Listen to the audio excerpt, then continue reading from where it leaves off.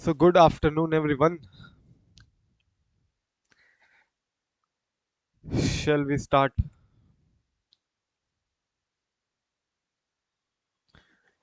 We are going to start with LODR, Listing Obligation and Disclosure Requirements, LODR. So, let's see. The chapter name itself suggests what? That going to talk about audit committee and it's going to talk about corporate governance. It's going to talk about audit committee and corporate governance. Although audit committee is a very significant part of corporate governance, you can say. If you would like to again enlighten on the word TCWG, right? Those who are charged with governance, So, what all we include in TCWG? So, generally, we include what? BOD, right? And audit committee. Those who are charged with governance, governing the entity. Similarly, those who are charged with governing the entire corporate, who is in charge with governing the entire corporate in the case of listed entity. In the case of listed entity, who is actually governing all the listed entities? Yes, you are saying director BOD in the case of particular one listed entity. I am talking about entire fraternity of listed entities who is actually governing the same. All listed entity who is going to govern.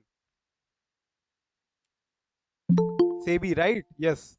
So SEBI is what here we are going to see. SEBI LODR regulation. That's why SEBI has come up with what? SEBI LODR regulation, where they want all the listed entity to comply with this LODR requirements. Listing obligations. That means whoever entities has got listed with stock exchange has to comply with certain disclosure requirement, has to comply with certain obligation and disclosure requirements.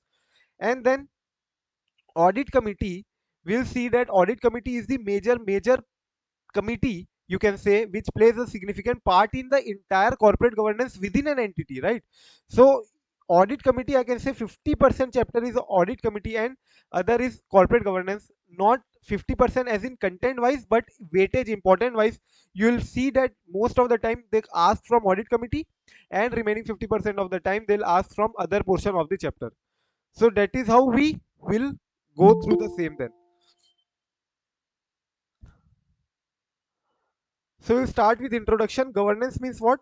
Exercise of authority, direction, or control. Corporate governance is the system by which management of a business entity directs and controls, right?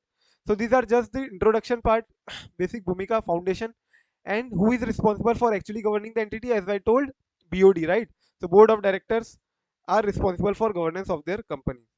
Legal framework wise, if you see, so SEBI LODR has the objective of streamlining all provisions relating to listing agreement. So you'll feel that when you are going to list your entity, you have to comply with clause 49 of listing agreement. Clause 49 listing agreement they talk about. So you have to comply with all other SEBI requirement as well. So ABL LODR as a objective has what? Its objective is to streamline and consolidate all the provisions of you can say listing agreements and operations of various segments in the capital markets. And then LODR regulations are divided into two parts. The main provisions are contained in the main body, and the procedural requirements are contained in the schedules. Schedules like what we also have in Companies Act. So Companies Act, we have what? Seven schedules, right? In Companies Act, Schedule 3 relates to financial statement, Schedule 5 relates to directors' remuneration, right? Similarly, there are other schedules relating to corporate social responsibility, CSR के लिए एक schedule है. Similarly, for depreciation they have schedule. So similarly, we have in LODR also many schedules where all the procedural requirements have been mentioned, and the substantive provisions are contained in the main body. And important MCQ can come from here is what? LODR deal with only and only post listing requirement. That means what? Once you have got listed with national stock exchange or BSE, whatever stock exchange you are getting listed, once you are a listed entity, then only LODR will apply to you. So you have to comply with LODR after you have got listed and not before that, and exclude all pre-listing requirements. So pre-listing requirements, there will be many other regulation issued by SEBI ICDR regulation, right? There are so many regulation which has been issued by SEBI, which will deal with what? Pre-listing requirements. However, for post-listing, everything LODR deals with only and only what? Post-listing requirement. Then issue of corporate governance, if you see, so this is generally what all topics we are going to cover in this chapter. So if they ask you what all issues you are going to cover in corporate governance, or what all issues are covered by corporate governance, you can simply recollect all the topics that we learned in LODR chapter, and you can just write the heading. So that is it. We will be seeing this answer at last, but this was again a very simple question, and that was asked also in November 2015. So issues of corporate governance, we'll be seeing code of conduct, vigil mechanism. Then how do we manage subsidiary companies, composition of board of director, composition of audit committee, meeting of audit committee, role, power, responsibility, procedure with respect to risk management, right? Related party transaction, management discussion and analysis, MADA. Then all information that is to be provided to shareholders, CEO, CFO, compliance certificate. So all this we will be seeing in the LODR in this chapter, all the topics. Now, applicability wise, if you see important, applicability is unless otherwise provided, this regulation shall apply to the listed entity who has listed any of the following designated security on recognized stock exchange. So, any of the below securities, if you have listed yourself in the recognized stock exchange, then you will be called, or you will, the LODR will apply to you. So, specified security has to be listed in either main board. Main board means what? NSE, BSE. Main board is what? NSE or BSE. SME exchanges, small and medium enterprise exchange. If you have applied, any one of you might have applied in IPOs, suppose. So there would be two types of IPOs you must have come across. One was with respect to maximum amount of 15,000. So 15,000 is the maximum amount that you can apply for per lot, right? So that is with respect to IPO of main board NSE, BSE. Similarly, SME exchange, if you would have applied an IPO, which generally ranges from 1.5 lakh to 2 lakh, so the issue size is relatively small as compared to the main board IPOs, but however the entity is small, and the shareholders that apply in in SME exchange, they get relatively higher profit if they get really if they got the allotment, and in some cases of course they can also incur loss. But what I wanted to say is there is another board which is called SME exchange, where you will find generally that small and medium enterprise can get themselves listed in this exchange. There has to be certain eligibility requirement to get yourself listed in SME exchange. So either your specified securities is listed in NSE, BSE main board, or SME exchange, or innovators growth platform that is being come up with recently by Modi ji. So these all exchange, if you are getting listed, then you will be applied with what? LODR. And what all securities we will see here? The securities like non-convertible securities, Indian depository receipt, that is IDR, also will be covered. Securitized debt instrument, security receipts, units issued by mutual funds, any other security as may be specified. Very very important, LODR become once applicable always applicable. That means it says what? It says that if market capitalization falls below threshold, then also LODR will apply. What does this mean? This means important. MCQ can come, till now not yet asked anywhere in, even in MCQ, even in RTP MTP as well. They can frame a question like this. So example I'm giving you, risk management committee. In the risk management committee, so all listed entity which are top 1000 listed entity, top 1000 listed entity have to form risk management committee. Top 1000, and top 1000 is determined basis what? Basis market capitalization as at the end of the last day of the previous financial year. So based on that, if you are coming under top 100, top 1000 listed entity, then you will have to form what? Risk management committee. So suppose market capitalization, how do we derive market capitalization? Is number of shares into share price, right? So suppose your share price got increased and you reached to top 1000, but however then share price fell and you again did not fulfill the top 1000 limits based on market cap. Now that you are not under top 1000, will risk management committee you have to form or not?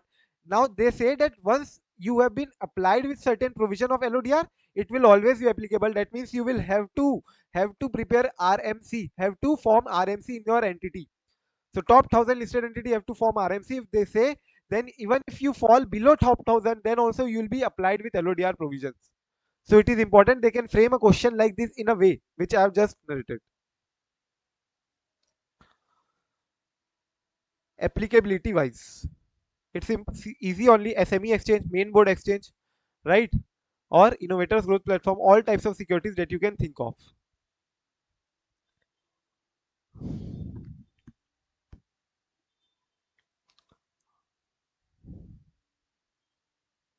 Now let's come to security receipts. Are, have you heard of this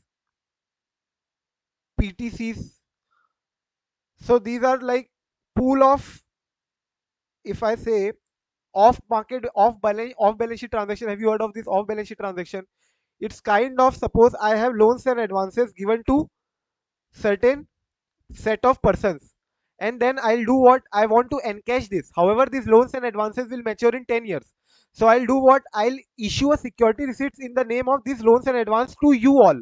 To you all, you will all subscribe to my security receipts, and you will be getting repaid from my debtors, my loans and advances, my customers who have I have given loans and advances. Whenever they will give the principal and interest to me, that will be flowed to you directly, and I will be getting what, I will be getting money from you in exchange of security receipts that I'll issue to you. So security issue receipts could be in many form. It could be either in PTCs, or could be, a pool of securities. You must have heard of this securitization. Securitization, if you have heard of this, then I do what, I just securitize my asset, and then create a pool of different class of asset, and then based on that pool I issue a security receipt to you all. You will give money to me. In essence, I am converting my long term assets into short term liquid assets.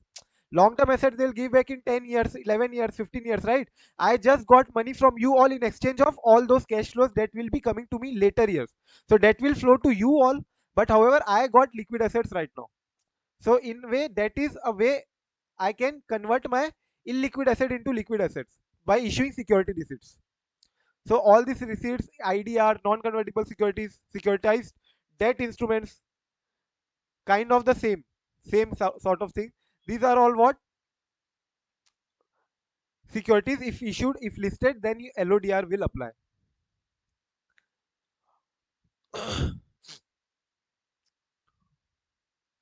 Now come to independent audit committee. What committee? Independent audit committee. Audit committee has to be what? Independent. So for that independence, they have certain set of regulations. For qualified and independent committee, regulation 18 sub regulation 1, regulation 18 sub regulation 1 of SEBI LODR obviously deals with what?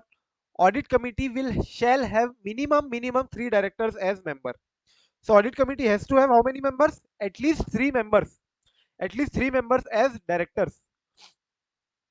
Right, so first condition is what, it should have at least 3 members as director, and out of all the members, at least two-third of the members of audit committee shall be independent directors. So suppose you have 10 members, then 10 ka at least two-third, 10 ka at least two-third is how much, 7, right? So at least 7 of the members in the audit committee shall be independent directors. 7 IDs should be there. And in case listed entity having outstanding SR equity share. What is SR equity share? SR is special rights. You can say special rights equity share. So in that case, example, there could be some shares issued to you in which you have more power as compared to me. So we both have 10 shares, but you have got suppose 20 voting power as compared to me. I have got 10 power. Similarly, if you have suppose more dividend power and I have less dividend capacity, then again that is specialized equity shares, special rights. So special rights equity share, if the entity has issued that special rights equity shares, then 100% of the members in the audit committee shall be ID. Then in that case, 100% of the members in the audit committee shall be IDs. That is 10 IDs. All the 10 members of the audit committee shall be independent directors. Independent directors. First important condition for an independent audit committee. For what committee? Independent audit committee and a qualified audit committee. Second condition, all members of the audit committee shall be financially literate, and at least one member shall have accounting or related financial management expertise. That means what? What does this mean? That all members of audit committee, that means out of 10, everyone should be financially literate. Let's remove the word financial, and I'll ask you simply, what do you mean by literacy? Literate. When do I call you literate? So literacy rate in India, right? Similarly, what we used to learn in our childhood, literacy rate in Kerala is 100%. So what do you mean by actually literacy rate? What do you mean by that? Yeah. To read and write. Person who are able to read and write. Able to sign, पढ़ाई लिखाई, able to read and write. Able to read and write is correct, right? So you must be able to read and write in any of the comfortable language, and that is when we call this what, that you are literate, that is when we call you literate.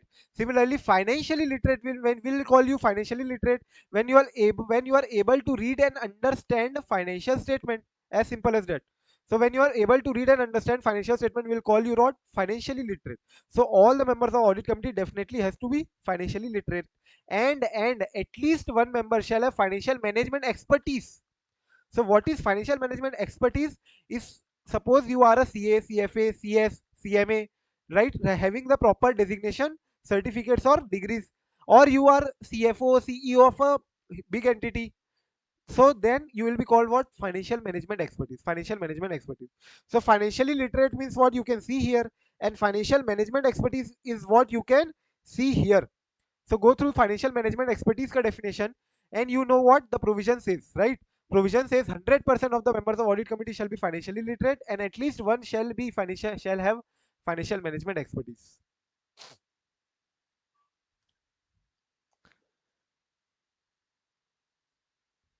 right? So when do you call a financial management expertise person? Is when a member have possessed an experience in finance or experience in accounting or requisite professional certificate like CA, CS, CMA, CFA, or any other comparable experience or background which results in an individual's financial sophistication. So all the sophisticated financial statements he is able to understand and comprehend easily, including being or having been a chief CEO, CFO, or other senior officer with financial oversight responsibility. Right?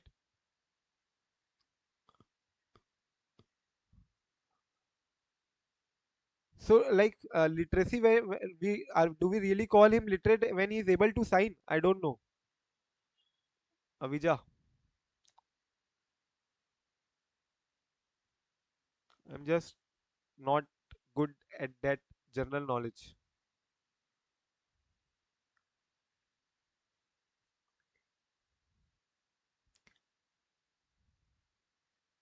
If I'm not able to sign, I'm putting my thumb impression, then I'll be called illiterate. Is it so? I'm able to recollect now, I think, but I don't know. I thought that if we are able to read and write, then we'll be called literate.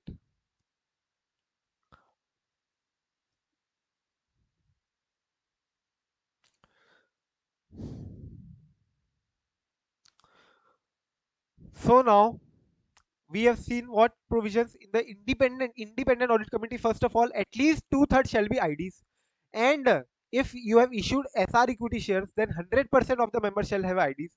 100% of the members shall be financially literate. At least one of the members shall have financial management expertise, and minimum three board members has to be there in your audit committee, right? Minimum three directors. Now come chairperson of the audit committee shall be an independent director. So chairperson of audit committee. We are not talking about chairperson of board of director. We are not talking about chairperson of the company. So in Reliance also you can find that chairperson of the company is Ambani ji. However, chairperson of the board of director could be different. Chairperson of audit committee can be different. So we are right now talking about chairperson of audit committee. He shall be an independent director. Mark this important, independent director. He has to be an independent director and shall be present at AGM to answer all shareholders' queries. So if you have seen any of the AGM, have you gone through any AGM? So when I was LNT, I visited the AGM, actual annual general meeting, and it's nothing but useless where all the shareholders just ask about why is the dividend rate so low? Why is the dividend rate so low? When can you issue large or more dividend? So generally, there all the shareholder queries relating to all sort of queries. There is generally, you know, our CEO is there, and then CS is there just beside him. Then chairperson of the audit committee is also sitting just beside him. Any matter where he requires help of anyone, he can just ask and answer to the shareholders. So chairperson of the audit committee has to be present, also has to be present at the AGM to answer all the shareholder queries. Then company secretary shall act as the secretary to the audit committee. That means what? Company secretary of the company, company secretary of the company, company secretary of the Reliance has to be the company secretary of the, or the secretary of the audit committee. Committee का secretary कौन होगा? जो company का secretary है. right? An audit committee, if it wants, yeah, they can invite finance director, head of finance, head of internal audit. So there has to be an internal audit head as well. Like we in L&T had what, two internal audit division. One was in central western region, right, and the other one was in south. So generally we had two head of internal audit, but above that one more head was there, and that will be called what, head of internal audit function, head of internal audit function. So you can invite all of these person, finance director, head of finance function, head of internal audit, representative of state audit, right, all other such executive that you would like to be there present at the meeting of the committees. However, audit committee may meet without the presence of any executive of the listed entity. If they want, they can just meet without any executives present in the listed entity. Need not wait for them. So that is with respect to independent audit committee. I hope everyone is clear with this. At least three members shall be there as a director in the audit committee. Then two-thirds of the total members shall be ID. 100% shall be ID in case SR equity shares are issued. 100% shall be financial literate. One shall have financial management expertise. Right? Chairperson of the company, chairperson of the audit committee shall be an ID. And he shall be present at the AGM to answer all the shareholder queries. Company secretary of the company has to be the secretary of the audit committee. And similarly, audit committee, if they want, they can invite any person like finance director, head of finance, head of internal audit, or any other such executive that they want to be there at present at the AGM. Now, meeting of audit committee. So audit committee will meet at least how many times? 4 times in a year. So this already you might have known, right? So it is same only 173 subsection 2. It's kind of same, and not more than 120 days shall left between the two meetings, right? So same as section 173 subsection 2 of Companies Act, right? If I am not wrong, I am. I hope I am quoting correct section. Section 173 subsection 2 Companies Act. Everyone has done, yes or no? So you'll tend to get a lot many reference here for Companies Act as well. Specifically, one important amendment that they have come around, I'll be making you understand through the logic that will require Company Act knowledge, a bit of knowledge. Even if you don't have, okay, fine, you can listen. So audit committee can meet at least 4 times in a year and shall not have 120 days or more gap between two meetings. Quorum will be either two or one third of the members of the audit committee, whichever is greater. So two or one third, whichever is higher, but there should be minimum two ID present. So that is there.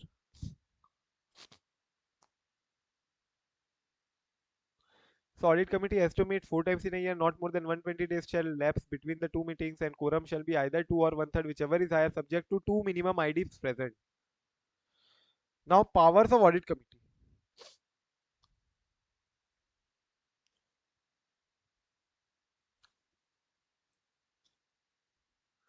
So powers of audit committee, this we will go through once we complete Companies Act wala provision. So just now we will see Companies Act wala provision also. Then we'll again revisit this section. ठीक है? Role of audit committee.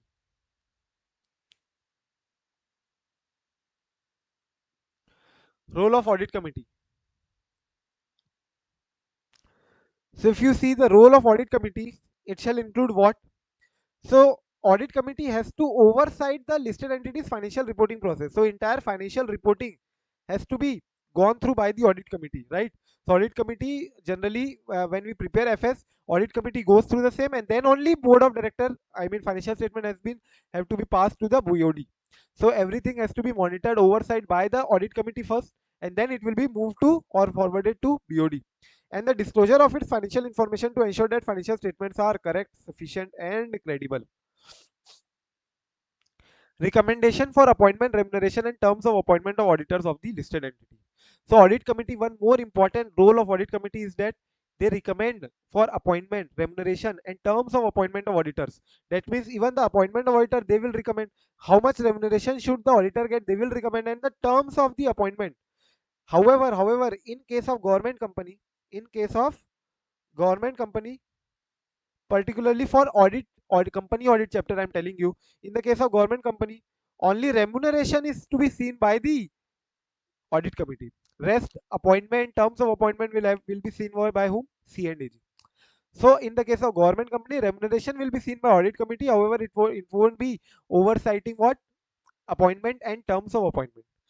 Now, approval of payment to statutory auditors for any other service rendered by the statutory auditor. Do you remember how much was the limit? How much is the limit in professional ethics? If you remember, how much is the limit for any other service that is being provided by statutory auditor? How much can we pay to them? How much can we pay to statutory auditor for any other service that is provided to them, provided by them? Not more than stat audit fee, correct, Avija, right? So do you remember, not more than stat audit fee? So audit fee is suppose 5 lakh, then for any other service that is being rendered by the stat auditor to us, then we cannot pay more than 5 lakh. We cannot pay more than 5 lakh. We cannot pay more than 5 lakh. And also there was a case where we have cannot pay more than 3 times of the audit fee, right? So just behind in the council general guideline you will see that. So that is why it is very very important. Even in the case of LODR, they are seeking this point of approval, because this actually hampers the independence of auditor. If they are doing other services as well apart from state audit fee, then audit fees has to be monitored, right? So approval of payment to state auditor for any other services rendered by the state auditor has to be seen by whom? Has to be seen by audit committee. Has to be seen by audit committee. Then reviewing with the management the annual financial statement on auditor's report. These are all very very important points. A, B, C, D, E, F. These are 6 points they ask generally in exam. Directly. What do they ask? What will audit committee, how will audit committee be reviewing with the management? That means as an audit committee, if I am under audit committee and suppose you are all board of directors or you are suppose all management, then I'll sit with you all, review annual financial statement and auditor's report, obviously, before submitting it to the board of directors, for their approval, right? So board of directors approves financial statement. However, before that, we sit with the management. We means audit committee has to review after with the management all sort of annual financial statement and auditor's report. So just wait. Yeah. So we have to review with the management and annual financial statements, all sort of queries that we have. We will sit with the management. We means audit committee here. We will review and sit with the management and review before submitting it to the board of directors for approval. And particularly, we will give we will be dealing with all these points. So we will sit with the management and discuss these 6 points, particularly very very important. These 6 points mostly asked in exam. So matters required to be included in director responsibility statement, DRS. If you remember section 140 134 subsection 3 clause C, 134 subsection 3 clause C, we have director responsibility statement to be included in the board of director ki report, right? So all the matters that has to be required in DRS has to be discussed with the management before submitting to the board of directors. Similarly, compliance with all the listing and other legal requirements. So listing agreement, listing requirement, you have to comply with everything. Clause 49 of listing agreement particularly, and there could be so many of the other LODR requirements as well. So all the listing legal requirement has to be seen whether they have done it or they have complied with or not. They means management. We means here audit committee will be sitting with the management, reviewing the same, all the financial statement, auditors report, and before submitting it to the board for approval. And then we'll also see what significant adjustments made in the financial statements, like for example account estimate balances. Generally there you will find that there are so many adjustments which is being made by the management. Then major accounting estimates based on the exercise of judgment by management. Again same point. So based on judgment by the management, they have again like changed certain accounting estimate, or what accounting estimate has they arrived upon, that all you have to see. And lastly, changes in any accounting practices, accounting policy, sorry, changes in accounting policy. And if you know that whenever you are making a change in accounting policy, then you have to give a justification, you have to give a reason for same. And then lastly, qualified opinion, if at all in the draft audit report they are issuing what qualified opinion, that also we will be discussing with the management. That also we'll have to discuss with the management. So what all points? I hope everyone is clear with the points, but we need to learn as well, right? So we'll just start with the trick here. Director responsibilities, he's not taking director's responsibility. So as a director he should take responsibility, right? But he's not taking up the responsibility. With respect to what responsibility? With respect to legal requirements and all sort of those compliance listing and other legal requirements. इसलिए we found lot many audit findings, इसलिए that we found so many audit findings, and we found that we have to do so many adjustment as well. And we found lot many audit findings, and we found that we have to do so many adjustment. Management has done anything, like any estimate they have taken, for instead of 2% they have taken 20%, instead of 20% they have taken 5%. So rubbish estimates they have taken. And they have, like, kind of, you can say what, topi penana, if you know topi penana. So they have fooled us in sort of a way that audit findings में adjustment पता चली, कुछ भी estimate करके अपन को टोपी पहना दिया, कुछ भी adjustment करके टोपी पहना दिया, कुछ भी estimate लेके अपन को टोपी पहना दिया. That means they kind of fooled us and make a qualified opinion that now I'll have to give what qualified opinion. So if you can see all points, you will be able to recall director responsibility से first point director DRS, legal requirement से other legal and regulatory requirement and other listing requirement, audit findings से significant adjustments made in the financial statement arising out of audit findings,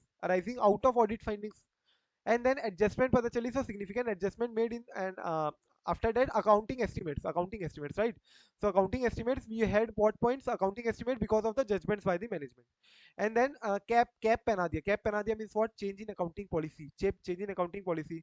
And therefore now I'll be issuing what, qualified opinion. So last qualified opinion in the draft audit report, if they have discussed this, then we also have to sit with the management before submitting it to the board of directors for approval. Clear? So just go through this. This is very, very important, and that is why I also have highlighted this separately in a box. You should be able to recall all the 6 points.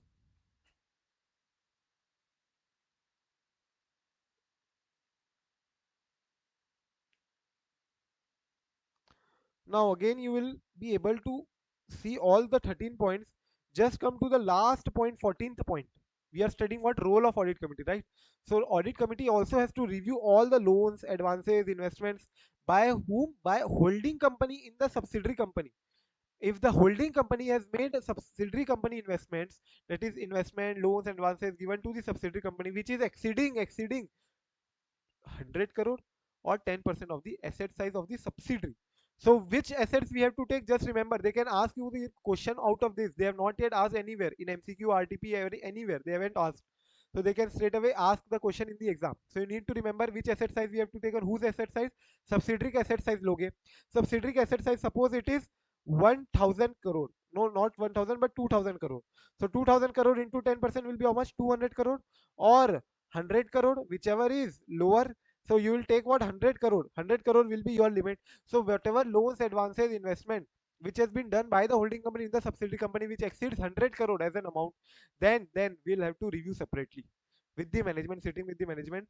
Whichever is earlier, you'll have to see, you'll have to review with the management all sort of those loans and advances, investments by holding in the subsidiary company.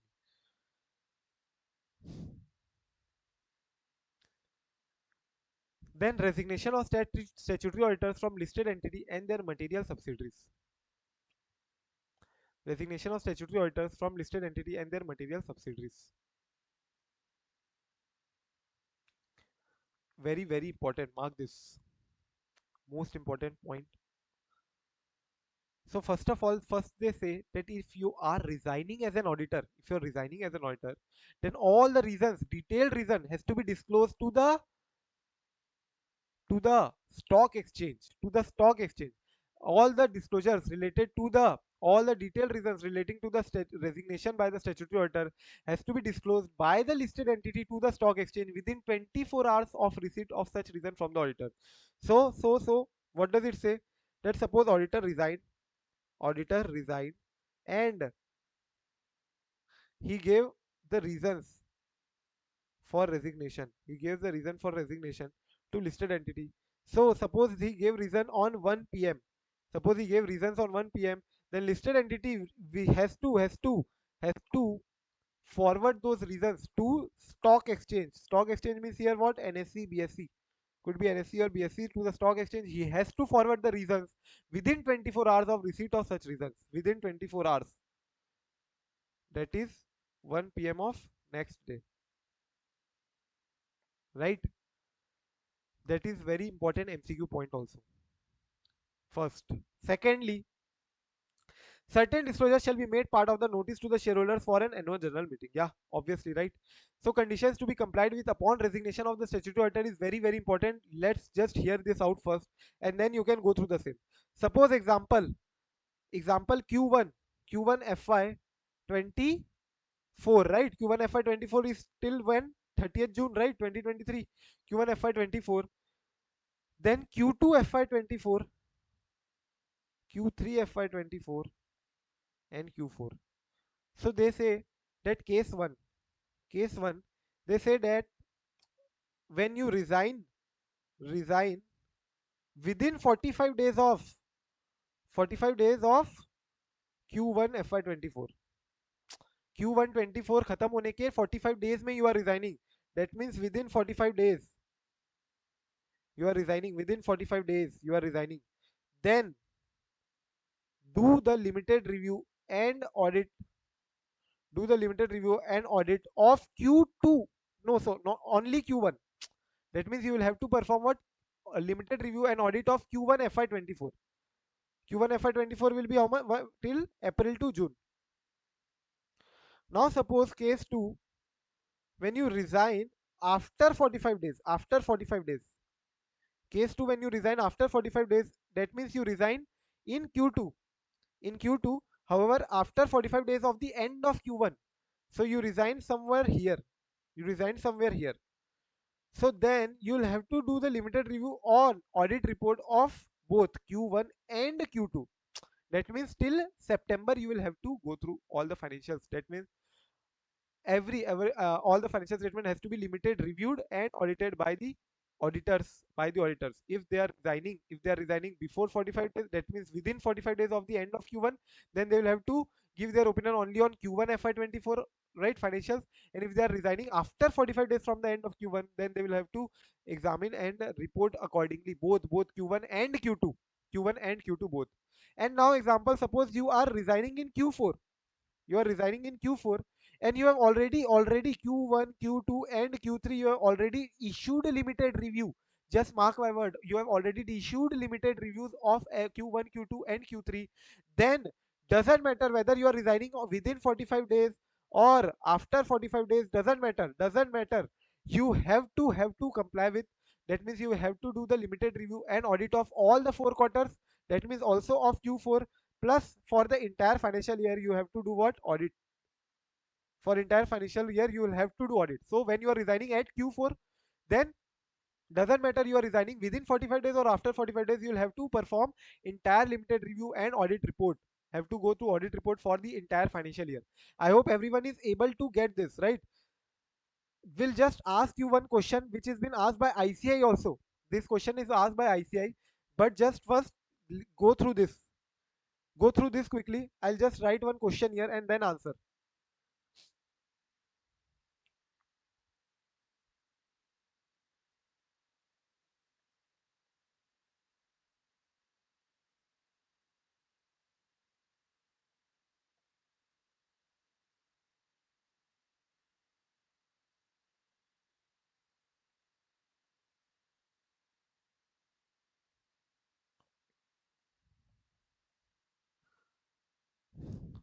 Yeah, go through the same. So it says what, if the auditor resigns within 45 days from the end of quarter of a financial year, then auditor before such resignation have to issue limited review audit report for such quarter. Such quarter means Q1. So it's saying that if Q1 or whatever be the quarter, if you are resigning within 45 days from the end of that quarter, then for that quarter only you will have to do limited review and audit report. Similarly, when you are resigning after 45 days from the end of a quarter of a financial year, then you will have to issue limited review or audit report for that quarter as well as previous quarter. That means for both the quarters, Q1 and Q2, both. And when you have already signed a limited review audit report for the first 3 quarters of the financial year, then auditor before such resignation will have to issue limited review audit report for the last quarter as well as audit report for entire financial year. Audit report for the entire financial year. So tell me the answer for this question, everyone. You have to Report for all the quarters now. report for all the quarters. Yes, everyone agree with Sagar or no?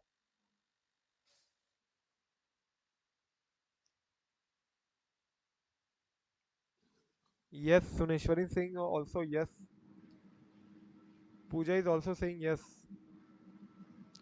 Okay. Sir, might be no because he has only done second and third quarter, not the first 3 quarters. Right. So have you done the all the quarters limited review? No. What does this say? If the auditor has signed limited review audit report for the first 3 quarters, then doesn't matter, irrespective of the fact whether you resign in Q4 within 45 days or after 45 days, doesn't matter. You will have to issue limited review audit report for Q4 as well as audit report for the entire financial year. But in this case, since you have resigned within 45 days, then you have already issued Q3 ka limited review, right? You have already issued that Q3 ka limited review, you are already done, audit report you are already done. So there is no more further responsibility upon you. Since you resigned within 45 days, you had to do what? Only Q3 ka financial statements ka limited review and audit report. Everyone clear? Yes or no? This is an ICI question. If you want to write, you can write. All this, whatever you want to write, I will give you time. You can write. In this case, case 2 will apply. Yes. No, within 45 days, na, case 1 will apply. Okay.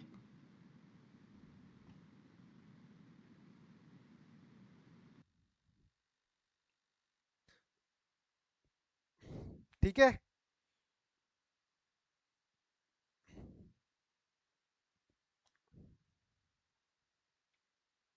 So, what is the difference between the limited review and audit report? So in limited review, you do not give your opinion. You do not express your opinion. You are only just for the limited purpose, for the sake of issuing the report and interim financials to the users of financial statement. You are just doing the review of all the compliances, all the framework applicable, FRF and everything that you will be doing anyway for in the audit. So it's not the entire audit that you will be doing. You will not be performing all the audit procedure as per SA, standards on auditing. You will be complying with standard on review engagement, SRE. So you will be applying SREs, not SAs.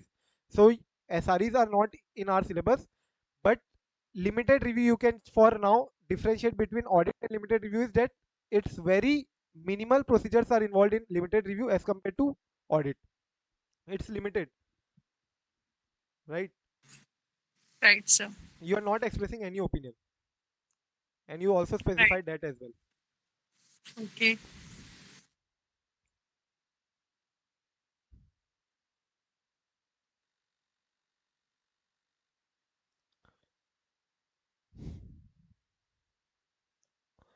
So now come to other conditions relating to resignation. Other conditions relating to resignations. So in case you are not being helped by the management in obtaining all the audit evidences, or you have been restricted in your audit procedures, you have been put limitation on the scope of your audit, you're not been allowed to meet the audit personnel, or you've not been allowed to meet the personnel of the entity, employees, data, or whatever be the case. In that case, in case of any concern with the management of the listed entity, if you have any concern such as non-availability of information, non-cooperation that can hamper the audit process, the auditor should approach to whom? Chairperson of the audit committee. So you'll have to approach whom? You will approach chairperson of the audit committee, and the audit committee shall receive such concern directly and immediately without specifically waiting for the quarterly audit committee meeting. That means what? Chairperson of the audit committee will have to address your concern as if he would address the concerns of his wife, right? Without waiting anymore for any quarterly meetings. He will not have to say that what, that okay fine, we'll be anyway committing, we'll be anyway attending quarterly meetings in next month, we'll address all your concerns in that quarterly meeting. No, he'll have to address immediately, chairperson of the audit committee, whatever concerns that you have with respect to the management, with respect to the listed entity. Then if the auditor proposed to resign all concerns, then the proposed resignation and along with all the relevant documents shall be brought to the notice of the audit committee, and this resignation is due to non-receipt of the information from the company, then the auditor shall also inform the audit committee of the details about the explanation or information which was sought by the auditor but was not provided by the management.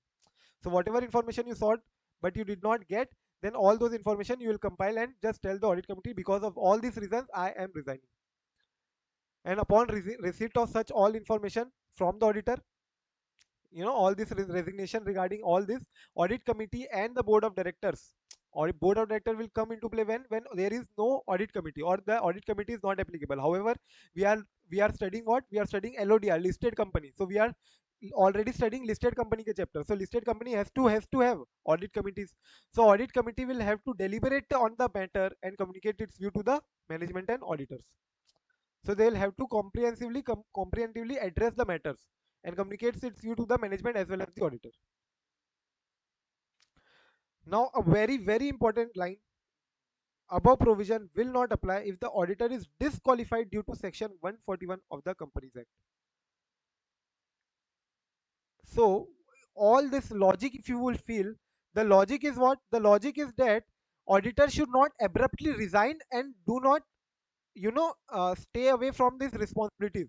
He should fulfill all the responsibility. He should make aware users of the financial statement also why he is resigning, and is there any flaw in the company, is there any flaw in the financial statements of the company at all. So that is the main purpose. However, if he is not resigning, actually got disqualified. He actually got disqualified because he acquired shares, his wife acquired shares, or for whatever purpose he got disqualified under section 141, then that is not a grievance nature, right? That is not a major issue with respect to the entities, with respect to the entities financial, and therefore the entire all this provision will not apply in case section 141 applies. Because of section 141 you are vacating the entity as an auditor. So this has also been asked in RTP question also. They framed two questions. One question, same question. They framed that auditor resigned because of all this is, and they resigned after 45 days from the end of this quarter. And they framed another question that he resigned within 45 days. However, the auditor got disqualified under section 141, because of which he has to leave the audit place, because of which he has to vacate the auditor's position. It was not because he was resigning. And in both the case, the answer will be different. The answer will be as it is this. In the case auditor resigns, however, when section 141 applies, this provision will not apply. Clear? Any doubt?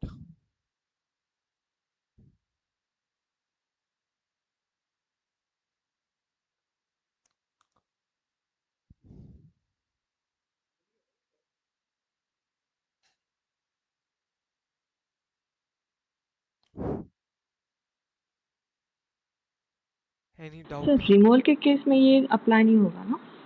किसके case में? Removal removal of auditor, section 140 subsection 2. 140 जाएगा ना? So in that case, remove 140 subsection 4 you are saying, na? And 140 subsection 1. Yeah, there also it won't apply. 140 subsection 2, resignation by the auditor, when auditor himself is resigning.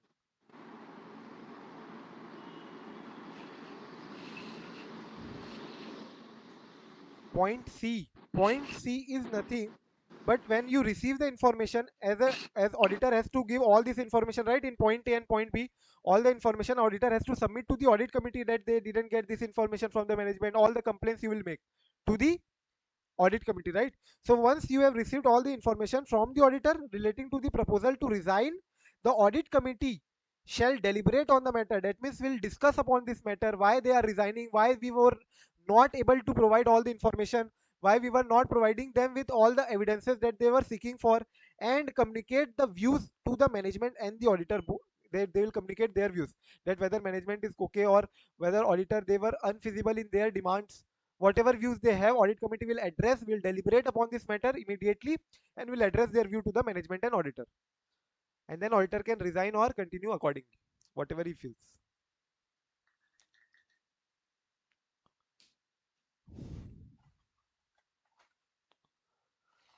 So audit committee under section 177 of the Companies Act. So now we were studying, what we were learning, LODR ka audit committee, independent and qualified audit committee as per LODR regulation 18, right? Now we will see audit committee as per section 177 of the Companies Act. There are slight differences, minute differences, that also you just side by side get yourself note. So as per section 177 read with rule 6, audit committee applicability, if you see, all listed entity plus other company, other public company, you can say, as may be prescribed. And prescribed are, you can divide in three parts. Paid up share capital should be more than equal to 10 crore, borrowing should be 50 crores, more than 50 crore, and turnover should be more than equal to 100 crore. Turnover should be more than equal to 100 crore. So turnover should be more than equal to 100 crore. Outstanding loans, deposit, debentures. Outstanding loans, deposit, debentures. So what all will come in borrowing? Loans. Deposits also will come here. Deposits. Deposit holder, section 76, chapter deposits wala. Loan, deposits and Debenture also will come here. Not just loans with banks and financial institution. You'll include loans of deposit holders as well as debenture holders also. And if they are exceeding 50 crore or paid up share capital more than equal to 10 crore or turnover more than equal to 100 crore. Remember, this is more than, not more than equal to. This is more than. Borrowing is more than. As on the date of last audited financial statement. As on the last audited financial statement date. Then audit committee will be applied to you. You will have to form a audit committee in your company as per Companies Act. However, below class of company which are unlisted public company, that means they should not be listed company and they should not be public. I mean, they can be unlisted or they can be public company. That means overall they should be unlisted. Overall they should be unlisted. They can be a public company. Shall not be covered. That means they will not have to form an audit committee if they are joint venture company, if they are wholly owned subsidiary company, or a dormant company under section 455. A dormant company under section 455. So all these three companies will not have to form an audit committee. So suppose we and I and you are both have formed joint venture, or you are my wholly owned subsidiary company. I am already formed audit committee, and you are either a dormant company under section 455 registered under ROC as a dormant company. Then in this case they will not have to form an audit committee. Section 177 will not apply. Minimum of 3 directors with independent directors forming a majority. That means what we saw in regulation 18. Minimum 3 directors, right? That was there also. Minimum 3 director has to be there in the audit committee with IDs forming a majority. That means more than 50% shall be IDs. But what was the percentage in LODR regulation 18? Yes, regulation 18, two-third, right? At least two-third. But यहाँ पे more than 50%. It's more than 50%. Similarly, majority of the members including CP shall be person with ability to read and understand the FS. But in LODR regulation 18, what was the percentage? Here all it's majority. That means more than 50%. There it was all members. 100%, right? All. Yes. So just mark the difference in LODR regulation 18 sub-regulation 1 it was 100%, and similarly mark the difference there also above majority ID, there it was two-third. And this in this majority it should include chairperson also. That means chairperson has to be financially literate.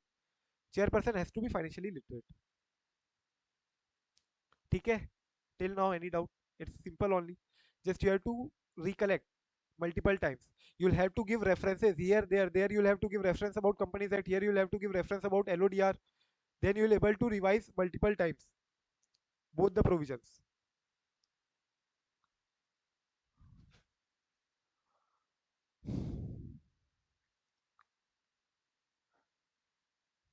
Now come to functions of the audit committee.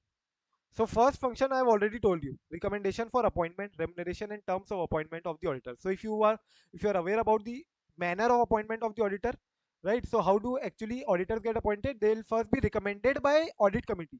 Then it will flow to the board of director. If board of director feels that yeah their recommendation is valid or okay, they'll pass on to shareholders for their approval. However, if they feel that okay they want to recommend their own auditor, or they do not agree with the appointment of the auditor as recommended by the audit committee, then they will get back to the audit committee and tell them to recommend some other auditor.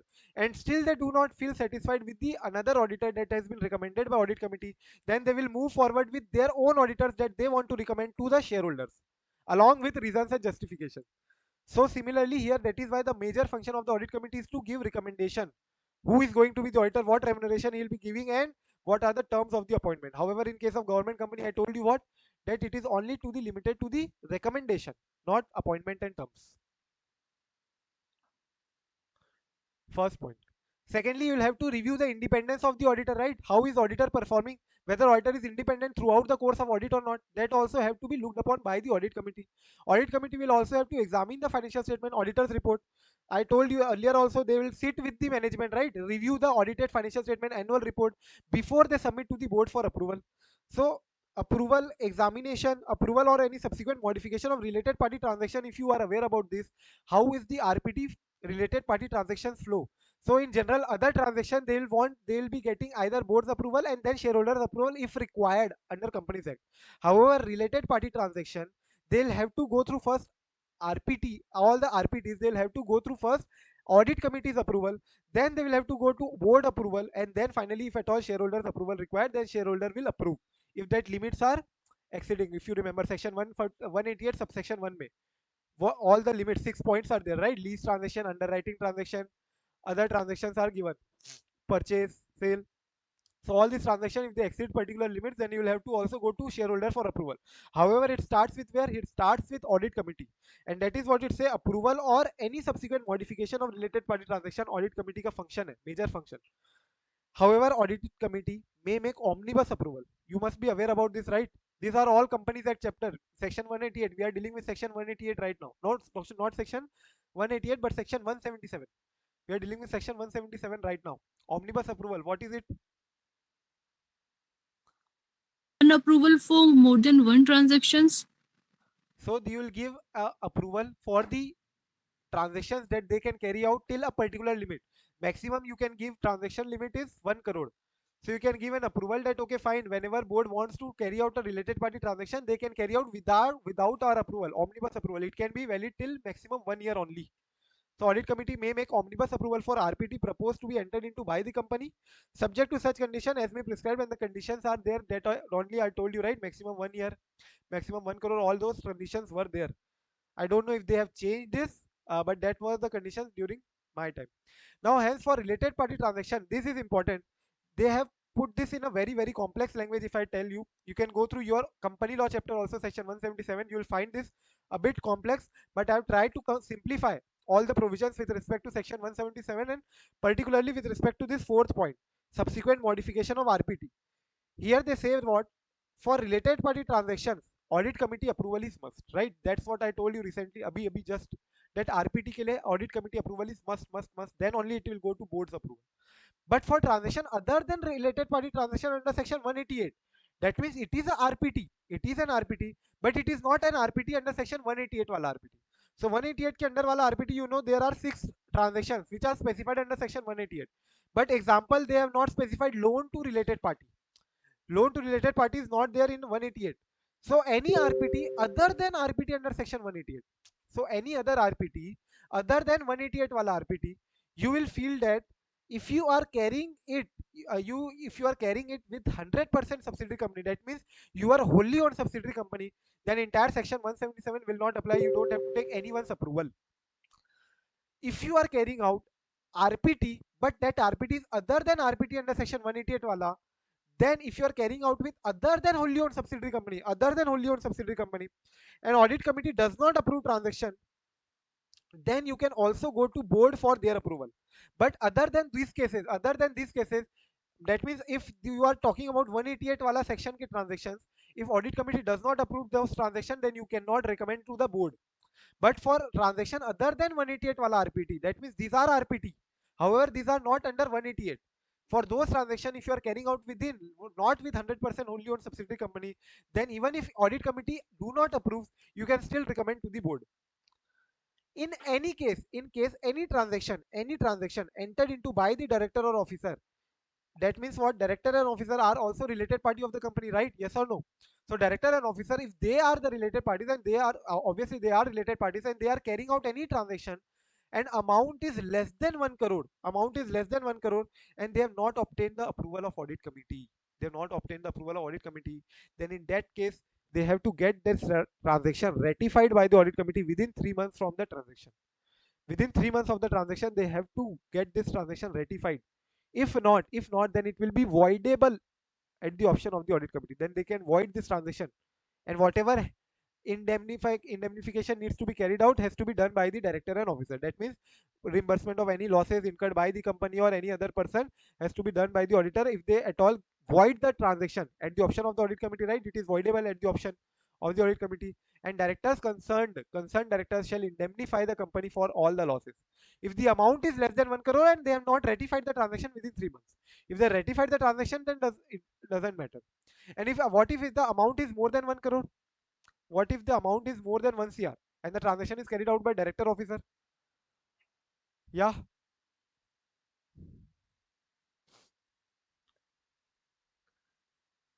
What if the amount is more than 1 CR and the transaction carried out by director officer? Hmm? Think na, logical only, common sense.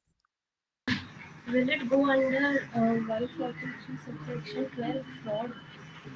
What? Come again? Sir, will it go under section 143 subsection 12 fraud wala section? 143 fraud transaction? No, no. It might not be fraud. It might be that directors are doing it for the good of the company only. They wanted to boost the transaction, but they will go through all the approvals and it might take time. And that is why they wanted to get away with the transaction immediately so that the party is not lost. But it's not a fraud transaction. It won't go to 140 subsection 12. Just considering here, if it is more than 1 crore, then it is voidable already. It's a void transaction at the option of the company. If it is less than 1 crore, then you have the option that you can ratify within 3 months. But if it is more than 1 crore, you don't even have the option of ratification within 3 months. It's still a voidable transaction only. Clear? ठीक है क्या Nikita? Then, sir, approval of audit committee is required. Yeah, if it is more than 1 crore transaction, approval of audit committee, then only you should do the transaction. Without approval, if you Okay. are carrying out any transaction by the director officer, if it is exceeding 1 crore, then transaction is void. Because without approval, how can you move forward, right? Companies Act require you to obtain approval of audit committee. Right, sir. Then see scrutiny of intercorporate loans, advances, investments. All this scrutiny you will carry. Who will carry out? Audit committee. Their function is to scrutinify all this intercorporate loans, investment, all the valuations, undertaking, assets of the company valuation. They will carry out evaluating of the internal financial control and the RMS risk management system of the entity, internal financial controls, and then also monitoring the end use of the funds raised through public offers and related matters. That means all the IPO, FPO, whatever money that you have raised, what is the end use of all those funds, right? Monitoring all the end use of the funds. Clear?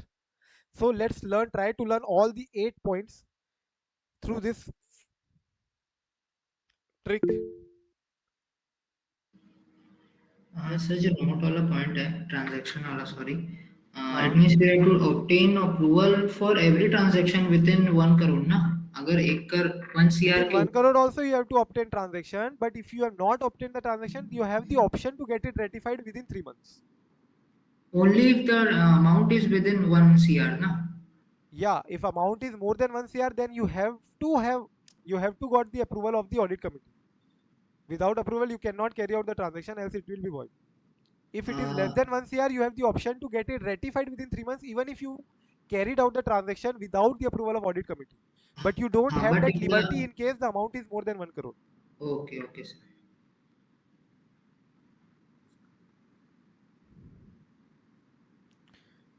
So see here R for recommendation of the auditor, right?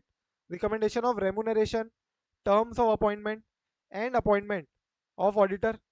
However, exception, remember, in the case of government company, you can only recommend for the remuneration and not for the appointment and terms of appointment. Remember this. Then I for internal financial control, we just last second point, if you can recall, in internal financial control risk management system, you have to evaluate. P for performance of the auditor.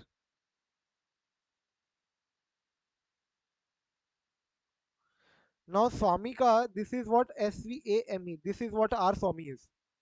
So S for scrutiny, scrutiny of all loans and advances. V for valuation of assets and all, right, undertaking. A for approval of RPTs. M for monitoring and use of funds.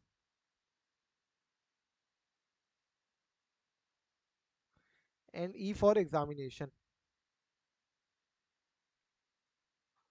Examination of financial statements, auditor's report before you submit it to the board for approval. ठीक है?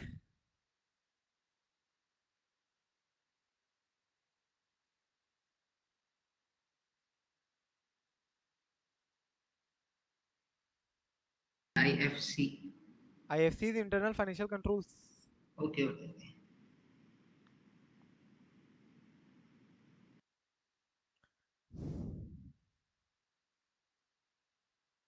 Chalo.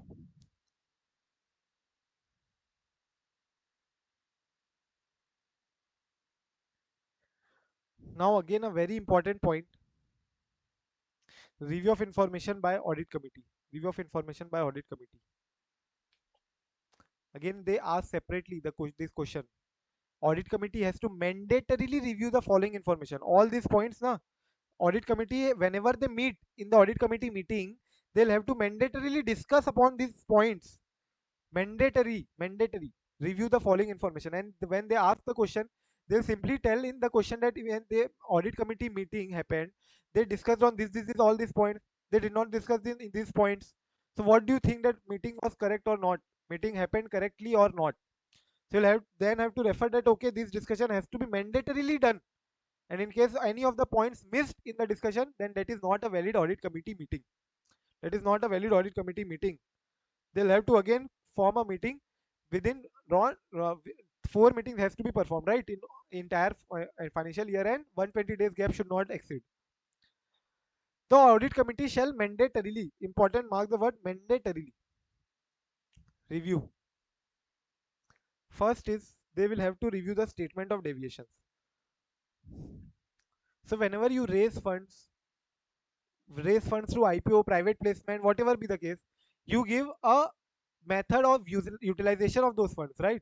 So quarterly statement you will have to file to your debt holders, lenders, right? And you will have to tell that okay, these funds are being used here, and these funds are kept idle, these funds are not used, these funds not yet reimbursed or disbursed, sorry. So whatever be the statement, quarterly statement you will have to file, to including reporting of monetary agency if applicable. So monetary agency generally ICRA care, they also have their report for the quarterly statements, quarterlies.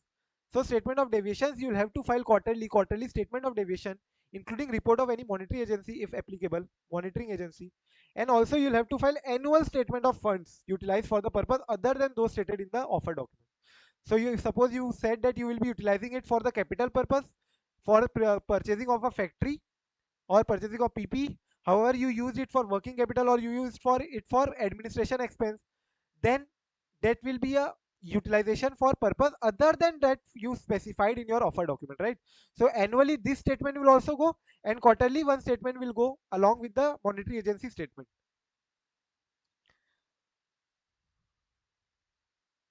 Similarly, the appointment, removal, and terms of remuneration of the chief internal auditor. We are not talking about me as an internal auditor. I was also there. I was also there in 2021 as in internal auditor, as an internal auditor in L&T. But it's not talking about the any internal auditor. It's talking about chief. I told you, right? One chief is sitting in western region, another is sitting in southern region, and both have been handled by one more chief internal auditor. So the his appointment, his removal, terms of remuneration of chief internal auditor have to be seen by whom? Have to be mandatorily reviewed by audit committee. Then internal audit reports, all the internal audit reports relating to internal control weakness. So what we used to do also in L&T is that we used to compile all the internal control weaknesses, all the control lapses, wherever control failed and why the control failed, we told them, and just a summary of major control lapses we used to circulate to the audit committee as well, along with auditee's comment. That means what is the auditee comment? Who will be the auditee? If I am the internal auditor in L&T, the auditee will be, suppose L&T ki subsidiaries, L&T ki hydrocarbon, L&T ki divisions, L&T other sectors. So L&T hydrocarbon, L&T transport, L&T metro, L&T smart city, all these audits have to be carried out, and these are all the auditees, what comment they will make, why there was control lapse, why the control failed. So all the internal control weaknesses in the internal audit reports has to be moved also to the audit committee. They will also look upon the same and follow up with the department, with the auditee. Then management letters, letter of internal control weakness issued by stat auditors. So internal auditor ने issue किया, stat auditor ने भी जोश में issue किया. Internal auditor issued relating to all the internal control reports, internal control weaknesses. Similarly, management letter, letter of internal control weakness issued by stat auditor. And mark this, this is very very important. They have asked this in management letters in the exam also. Management letters, that management letters WRL were not discussed in the audit committee meetings. What do you feel? Is it right or wrong? It is wrong, because management letters, WRS, everything has to be, which is dealing with stat auditor, has to also to be discussed in the audit committee meeting. Then management discussion and analysis, that will see in detail MADA. MADA. And then statement of significant related party transactions submitted by the management as defined by the audit committee. All significant RPTs submitted by management. So I hope points are clear. But again, as I told you, we have to clear with learn all each and every point within the points. Also, if there is any point in LODR, that also we'll have to go through, because this is a very important chapter. I didn't tell you about the weightage, as I told earlier also in the class, that it's around 7 to 8 marks. So 5 marks question definitely you'll see one theory question, and two MCQ, 1 to 2 MCQ you will find again in MCQ section also. Okay. So again, as I telling you, everything has to be gone through. Just like chapter 4, I told you, do not even leave a skip even a word.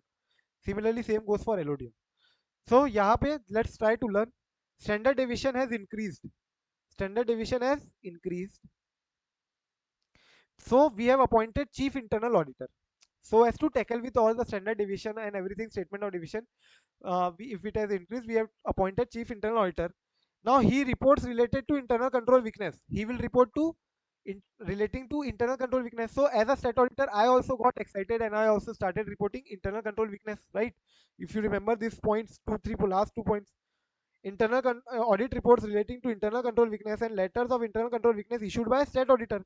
So once I saw that internal auditors are issuing internal control weakness, I should also issue the same. Therefore, I also issued internal control weaknesses. But what was there in the internal control weakness, that was more important. And ऐसा क्या खास था in the internal control weakness? It includes RPT का statement, it includes MADA.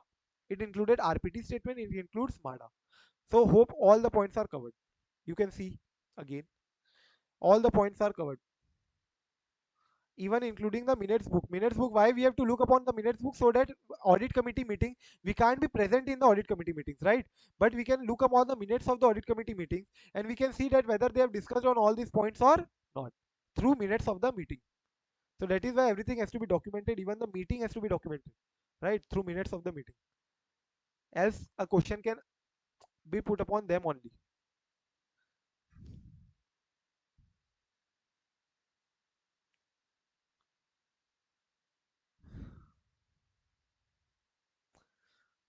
So mark this as homework.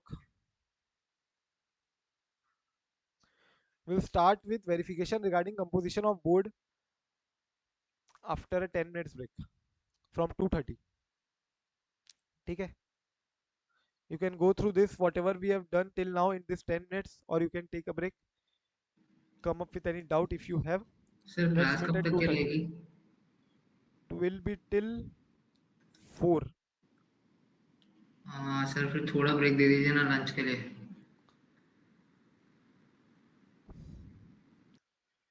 Yeah,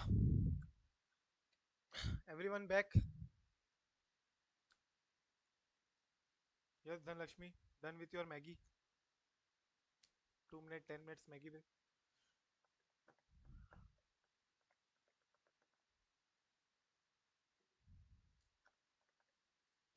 So we are going to now cover in a bit fast manner.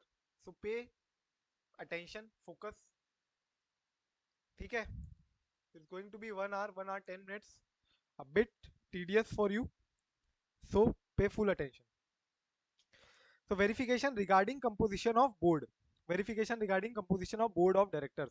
Verification regarding composition of board of directors. So composition of board of directors, what do you mean? So how much director should be there, if at all? How much director should be there in a board of director? Out of the how much, out of total director, how much should be non-executive director? How much should be executive director? How much should be woman director? How much should be independent director? So everything we'll have to see. So optimum combination of ED and NED has to be followed. That is for sure a objective of LODR, right? So optimum combination of ED and NED has to be there. And in case of listed entity, it has to have at least one independent, not independent, but at least one woman director. One woman director. That means in every company there should be one Nita Ambani, there should be one Chanda Kochar, right? One woman director has to be there. Similarly, with should have at least 50% of NEDs in their board of directors. That means more than equal to 50% of the board of directors must comprise of non-executive directors. Non-executive directors. Now the question arises: how much should be the independent director, how much independent director should be there in your board of directors. So it depends upon chairperson of the board, not about company. I'm talking about chairperson of the board of director. I told you chairperson of the audit committee could be different, chairperson of the board of director could be different, chairperson of the audit committee and board or even the company can be different. So chairperson of the board of director is an non-executive director. Non-executive director. So if he's a non-executive director, then chairperson is a quite independent, you can say, as compared to executive director. Who all are executive directors? Executive directors are generally what? EDs are generally the employees of the company, WTDs, right? Whole-time directors, managers in the entity. So as compared to EDs, NEDs are generally more independent. So chairperson we can say is more independent, and therefore you will require less number of IDs in your BOD. So you'll require at least one third ID. You'll require at least one third ID. However, chairperson is ED. If chairperson is ED, then you will require at least half, 50% of the members of the board of directors should be ID. Half, at least. And also, even if chairperson is NED, however, chairperson is either promoter or related to promoter, right? Any sort of relation is there with the promoter, or he is occupying managerial position, or he is person occupying managerial position, POMP, person occupying managerial position till one level below BOD. Then also he will be deemed to having what? ED position. That means he'll deemed to be an ED chairperson, and we will be wanting how much? How many independent directors will be wanting? At least half independent directors. Half of total members in the audit committee shall be independent directors. Right? So it's depends upon chairperson of the board of director. If chairperson is NED, then it will be one third ID. Chairperson of ED, then it will be chairperson is ED, then it will be half ID. And if chairperson, even if it is NED, but he is related to promoter, or he is a promoter, or he is person occupying managerial position, then again half IDs are required. Now, in the case of top 1000 listed entity, at least one independent woman director has to be there. Independent woman director, right? Remember this. You can deal. Remember this like 1000. This one looks like independent I, right? So independent woman director. And here also you can say 1000 looks like this. One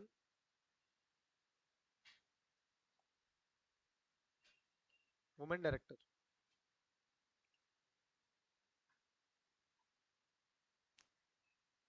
ठीक है, top 1000 listed entities has to have what? One independent woman director, IWD.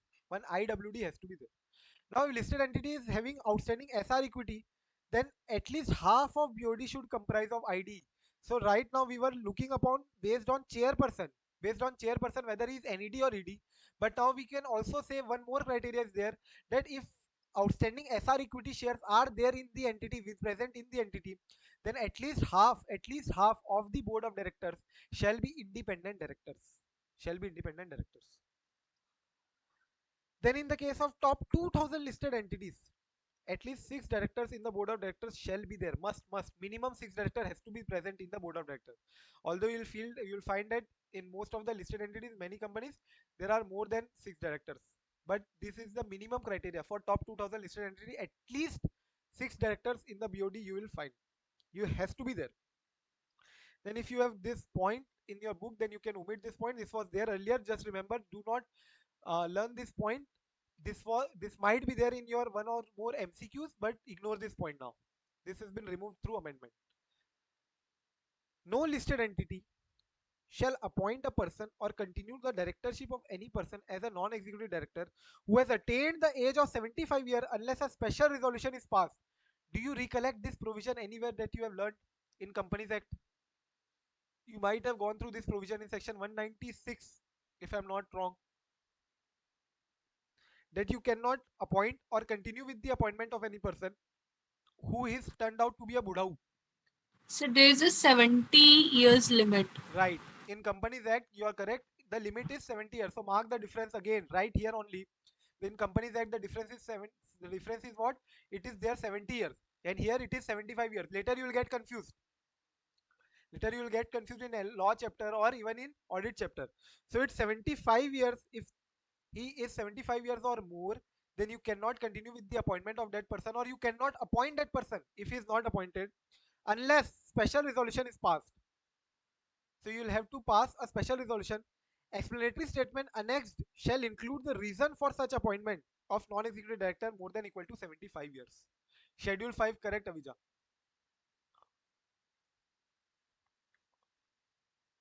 So just mark the difference. It's 70 years in the case of Companies Act, but here it's 75 years. बाकी सब same है. बाकी सब first class. Ensure that approval of shareholders for appointment of a person on the board of director is taken at next general meeting or within 3 months from the date of appointment, whichever is earlier. This is an amendment. This is an amendment. Again, the amendment. Let's just try to see why the amendment came. It's not the amendment for this year. It's 2 attempts back. The amendment was there. However, they have not asked till now from the year. And let's see first of all why the logic. What's the logic? How do directors get appointed? First of all, tell me, fatafat say. Directors get appointed. How will director get appointed? So board meeting resolution.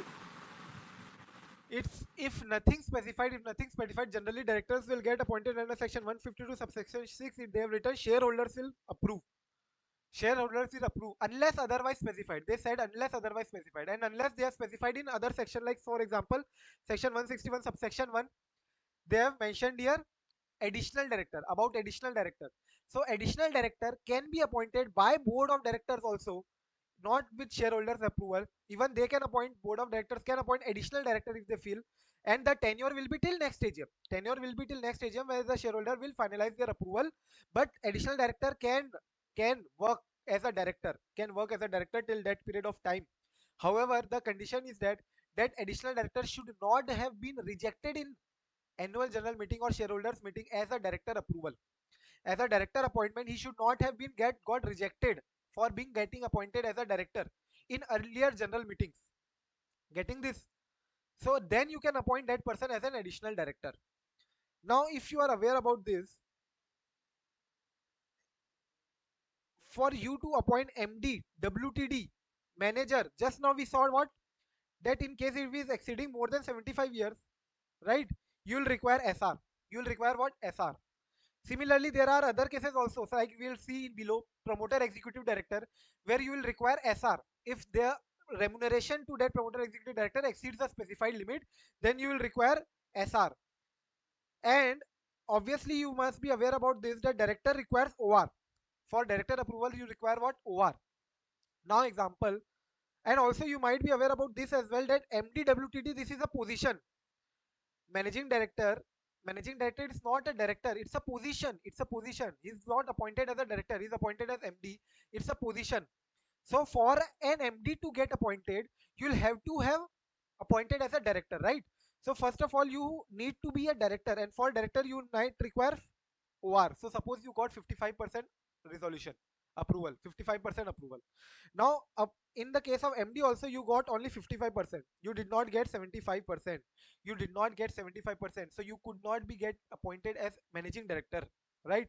This is called split resolution. Split resolution, where you are appointed director differently but MD also differently. So you could not have been appointed as MD, however you got appointed as director, but you could not got yourself appointed as managing director. So what you will do now, board of director, in the next board meeting, they will appoint an additional director. This, if suppose he has not got appointed as MD, he got appointed as additional director in section 161 subsection 1, or in any other case board of director can appoint any director, and they will appoint him themselves as MD also. So they will, or even if not MD, but yeah, board of director will try impose upon him the work, and the work entrusted upon the director could be those of a managerial position, and that in a sense could be, in a way, estoppel you can say, in a way could lead to MD position, in a way could lead to MD position. And for this practice needs to be avoided, right? And therefore they came up that if board of director, you are getting appointed in the board of director, you are getting yourself getting appointed as a director in BOD, then you need to get yourself shareholder approval. You need to get shareholder approval at next general meeting or within 3 months from the date of appointment, whichever is earlier. First. Secondly, if you are getting appointed as a MD manager, MD, or a WTD or a manager, like in the case of this case that we just saw, if you are getting yourself appointed as MD, manager, or WTD who was earlier rejected by the shareholders at a general meeting, that means what? He should not have been appointed as additional director under section 161, right? He should not have been appointed as additional director. However, he got appointed as a director, but he failed to got appointed as a MD. So will you call that he failed to get appointed as a director also? No, right? However, after this provision, it was held that we will call him as earlier he was also rejected by the shareholders at a general meeting to get himself appointed as a director, and in that case therefore he will not be eligible to get himself appointed as section 161 subsection 1 ka additional director.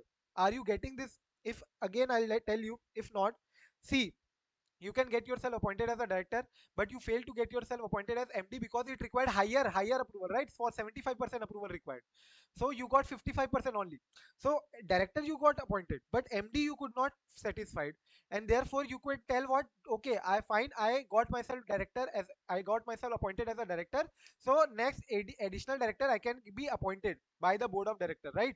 Because I was not one among those persons who got rejected in general meeting to be there as a director. But now they say what? They say that provided that the appointment or reappointment of a person including MD, WTD or manager who was earlier rejected by shareholders as a MD, WTD or manager will not be eligible to be appointed as a MD, WTD manager by the BOD unless prior approval. Now even prior approval is required. Earlier ऊपर में यहाँ पे तो at least 3 months time frame you have. You can get yourself appointed and within 3 months you can get yourself approved by the shareholders. But यहाँ पे prior approval से ही appointment होगा एमडी डब्ल्यूटीडी मैनेजर का, if you are already those that person who already got rejected in general meeting to be appointed as MD WTD और manager. Any doubt?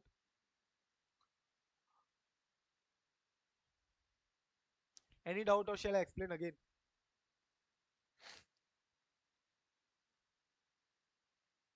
Yes or no? No, you then you can say.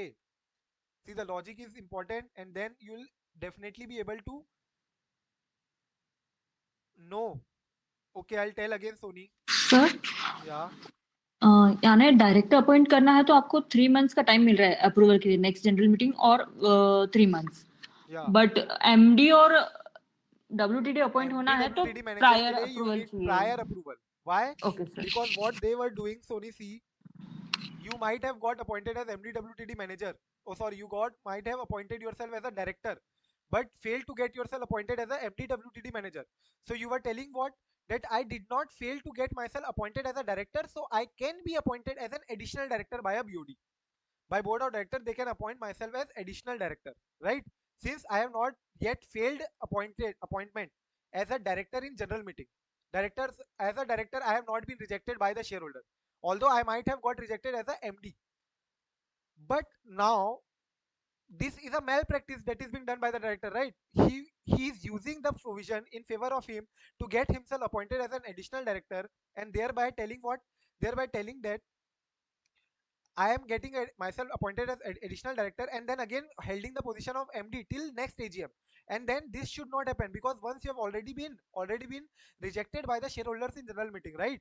So that is why they have told that if you are getting yourself appointed as MD WTD or manager, अगर MD WTD manager एक बार appoint हो रहे हो in the board of director and you were already rejected by the shareholders in the general meeting, in that case you need prior approval of shareholders. Then only again you will require, since you were rejected by the shareholders, तो shareholders का ही approval लगेगा. In short, you can say, since you were rejected by shareholder as a MDWTD manager, so you will require prior approval of shareholder to get yourself appointed as MDWTD manager.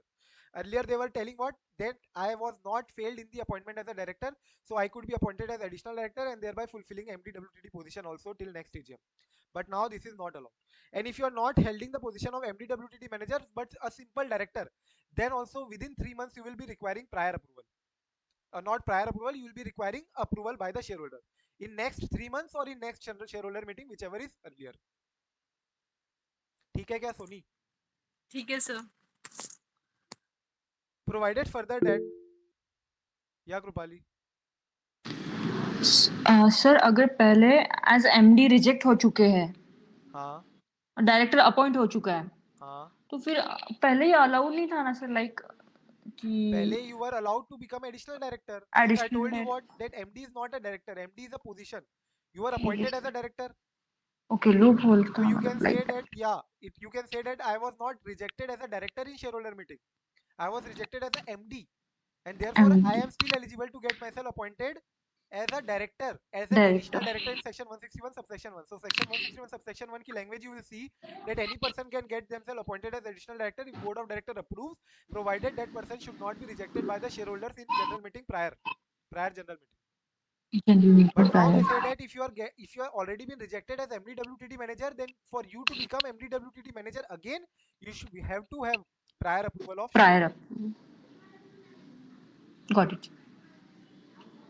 Now provided further that the statement referred to under section 102 subsection 1. That means what? Which section they are saying?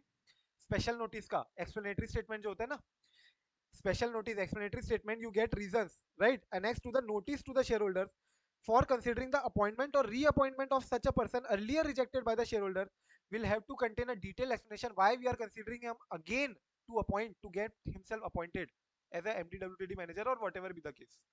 So you need to provide a justification reason, strong reason justification have to be provided to the shareholders in the explanatory statement to the special notice that you will be giving to the shareholders. ठीक है, this is important, mark this as important because this is an amendment, two attempts back, and till now they haven't asked. Any doubt, still you have any doubt, you can ask. Give it a reading, give it a thought, and then we'll move forward. If he's not even appointed as director, that is shareholders didn't approve, then we can appoint him second time without approval. No, prior approval, yeah, you need to take prior approval of shareholder na, but board of director cannot appoint him as director. You can anyway get yourself appointed as director with the prior approval of shareholders. General meeting mein jao, you get yourself appointed as shareholder. Section 152 subsection 6 tells what? Director has to be appointed with the approval of shareholders. There is one more section, section 160. If you are applying yourself for appointment as shareholder, where the fees is 1 lakh or something, right? And in the case of section 8 company, it's 25,000. I don't remember actually, but section 160 is also there. And in that case, if you fail to get yourself appointed as a director, however, even if special resolution is required, however you obtain the ordinary resolution, then at least you will get back your money refund, the deposit that you put with the company. So section 160, 161, all these are related.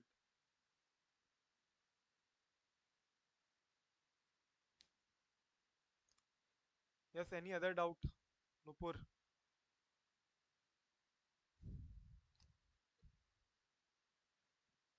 Chalo. Maximum number of directorship including alternate directorship. So do you recall alternate directorship, section 161 subsection 2, I guess, right? So a person shall not be a director in more than 7 listed entities. You should not be a director in more than seven listed entity. Remember this. It may be noted that a person shall not serve as an independent director in more than 7 listed entities. So both are same. You cannot be a director also in more than 7 listed entity, and you cannot also be independent director in more than 7 listed entity. So example, if you are already independent director in 6 listed entity and you are non-executive director or executive director, doesn't matter, in one listed entity, now you cannot be appointed as a director in any other entity, in any other listed entity, because as a director also you have fulfilled all the condition, right? Fulfill the condition of listed entity including 6 id and 1 ned, and as a id also you have fulfilled 6, but again you cannot be appointed as a director only, then how can you be appointed as an independent director, right? So for independent director also their limit is 7, and for normal director also the limit is 7. Notwithstanding the above, any person who is serving as WTD MD, that means you are already holding the position of employee, you are an employee in a company. WTD, managing director, these are all executive directors hai ye log. These are the employees of the company in any listed entity, shall serve as an independent director in not more than 3 listed entity. That means you cannot become independent director in more than 3 listed entity. So इसका exception है, इसका exception है 7 का, 7 ID का exception. You can be appointed as maximum 7 independent director. However, exception is if you are already holding a position of MDWTD, then you cannot get yourself appointed as an ID in more than 3 listed entities. Important is for the purpose of counting the number of listed entity. That means 6, 7, whatever be the number of listed entity. For the purpose of counting, you will count only those listed entity in which your equity shares are listed. If your debentures are listed, debt is listed, non-convertible debentures, securities, any security other than equity is listed, then you will not count that listed entity as listed. That means you will not count that entity as listed. This question came in May 22, I guess. Auditor to check BOD meeting minutes to ascertain above provision. So BOD meeting minutes देख लो and get yourself ascertain about all these points.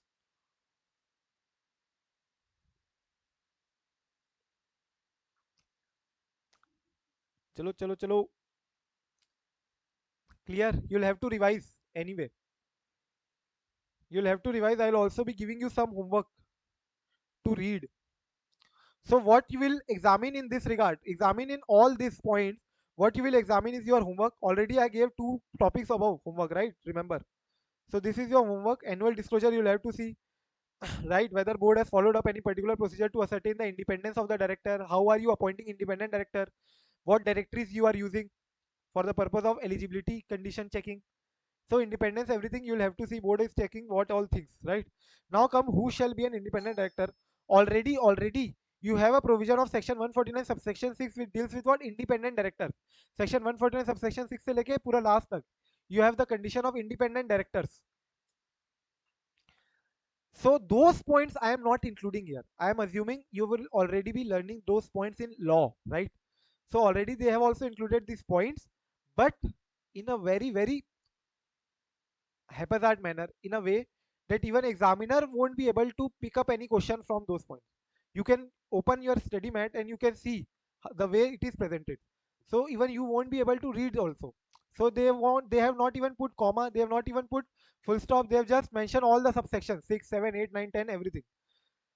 So it's kind of a feeling that even ICAI doesn't want you to recall all those sections that you have already learned in company law. So we'll see the new points, all the new points that are there in LODR, but what were not there in company law, right? So let's focus on new points. I am considering that all the old points that are there in section 149 subsection 6 से लेके last तक that you will cover in your company law. Conditions with respect to ID, who can be an independent director, right?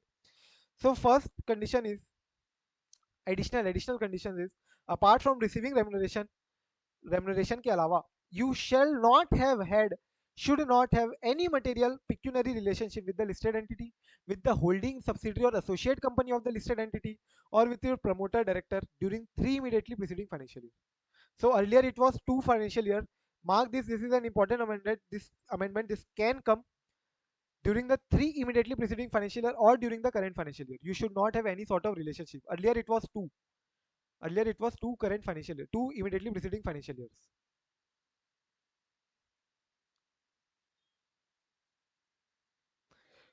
Also, such independent director, either by himself or with any of his relatives, should not be a material supplier.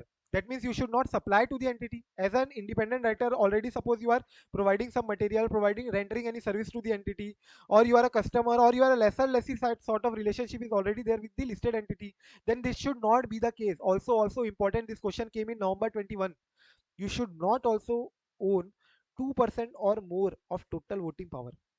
So they gave in the question, they gave 121. You had 121 voting power, sort of that, and total number of 121 lakh shares you hold, and total 121 divided by 2% जितना होगा ना, they gave total number of shareholders or total number of shareholders in the company. So by dividing your voting power with total number of shareholders, you got exactly 2% voting power, right? So you got 2% voting power. Can you be held as independent director? Can you be appointed as independent director? The answer should be no. However, many got confused. First of all, the persons, those who were not even aware about this 2% threshold, okay, they were out of the picture, and the others who were even aware about this, but they did not, they confused with what, whether it was more than 2% or it was 2% or more. So answer was exact 2%. It was coming out to be exact 2%, and therefore you will say what, you cannot be appointed as an independent director. You cannot be appointed as an ID because you are already having a voting power of 2% or more.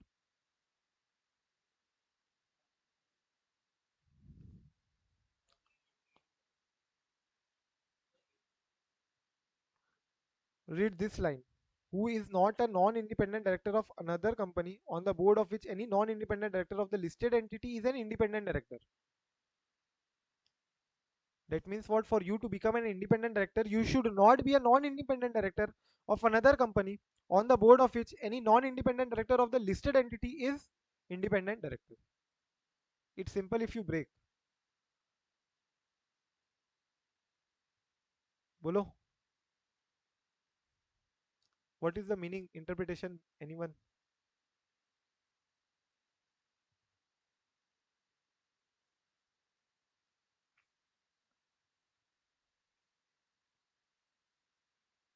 Bolo, bolo. So in the first line, who is not a non-independent director of another company on the board? Non-independent director, that is not a non-independent, that is it is who he is independent director on the board. ठीक है, बोलो आगे. The answer screen चली गई है. Screen Okay, चली now गई means ठीक है. Then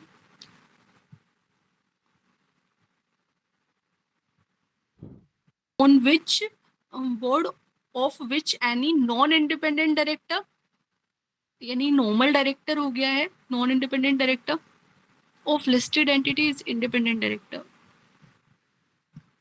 so tell me, if suppose this is X Limited, ठीक है, you want to get yourself appointed. Sony wants to get herself appointed as independent director here, right? We are learning what? Who shall be an independent director. So what you will say now? You shall not be non-independent director of another company. That means what? Try me. What should I do now? What should I write?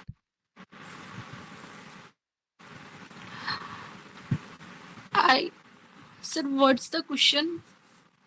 You want to become independent director, right? In X Limited. Who Okay. shall be an independent director? We are learning that only, right? We are studying that. Who shall be an independent director? So Sony can be an independent director if she is not a non-ID of another company on the board of which any non-ID of the listed entity is an ID. मतलब ID of that company. क्या बोल रहे हो Dhanlaxmi?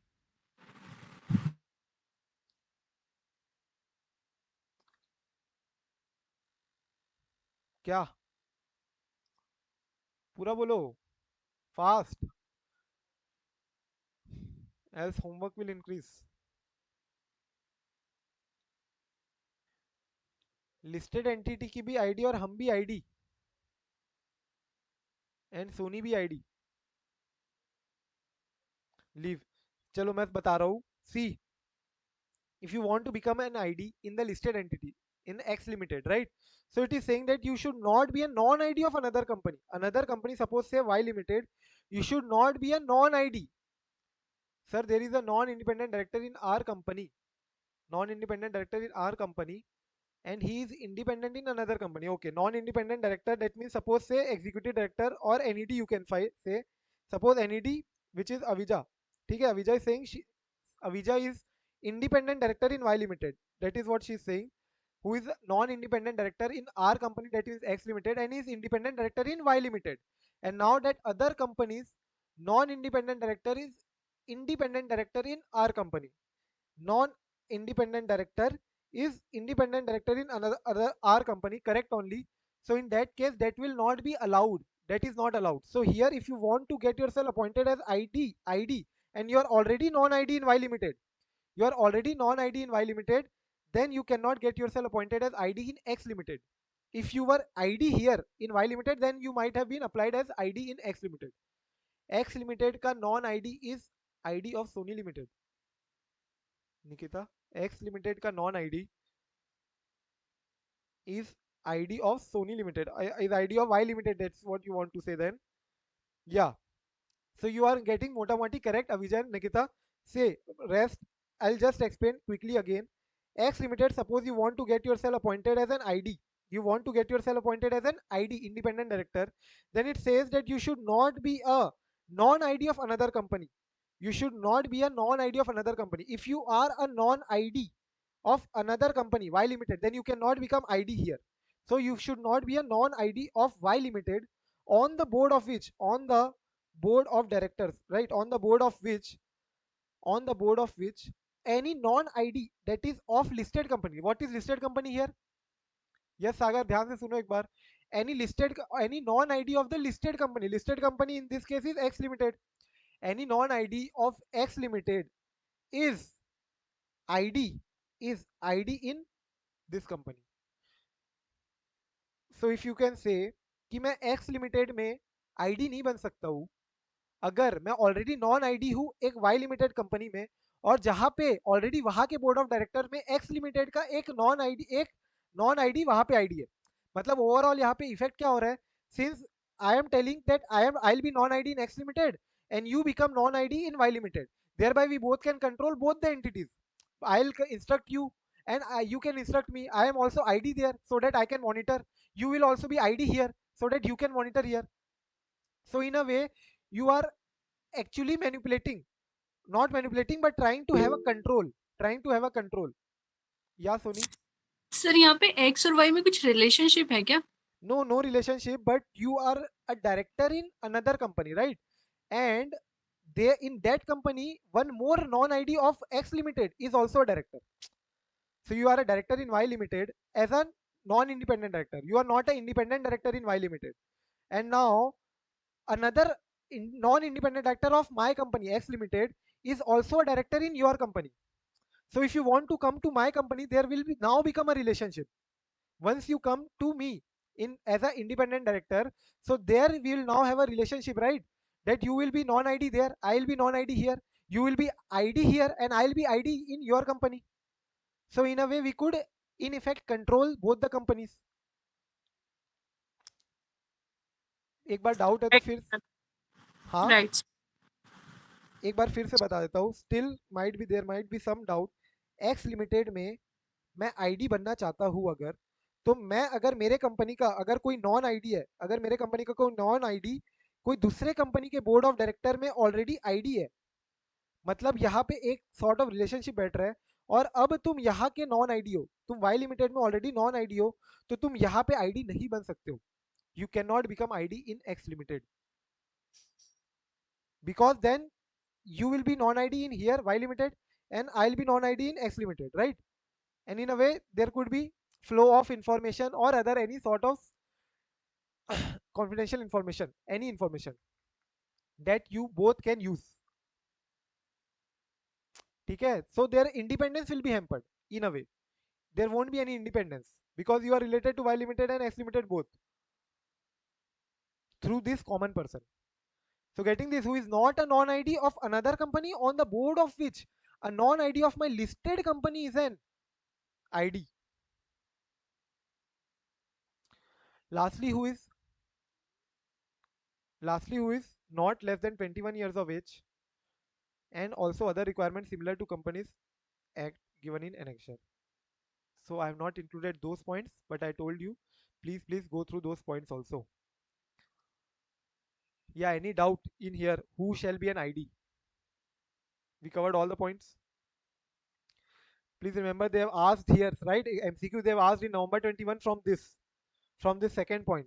They can definitely put a question upon this point also, which is a bit complex if you can see, right? Complex है, you will need to revise, then only you will be able to correct the question if they at all frame.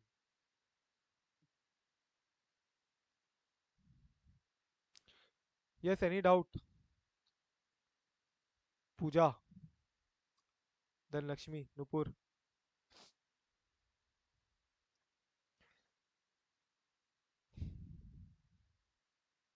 Now limited review of audit of all the entities whose accounts are to be consolidated with the listed entity. So limited review is nothing I told you, right, Sony? So all listed entities and all entities whose accounts are to be consolidated with the listed entities. All listed entities and all entities who are going to be consolidated with the listed entity have to be carrying out what? Limited review. Limited review. Where we perform review in accordance with SREs, standard on review engagement, not in accordance with SAs. So just know this only, not much relevant. Now come to remuneration.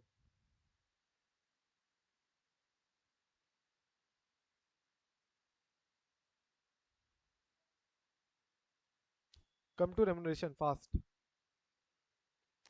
So disclosure requirement regarding director remuneration. So where will you disclose director's remuneration?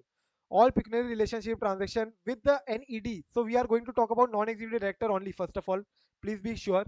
Vis-a-vis the listed entity shall be disclosed in where?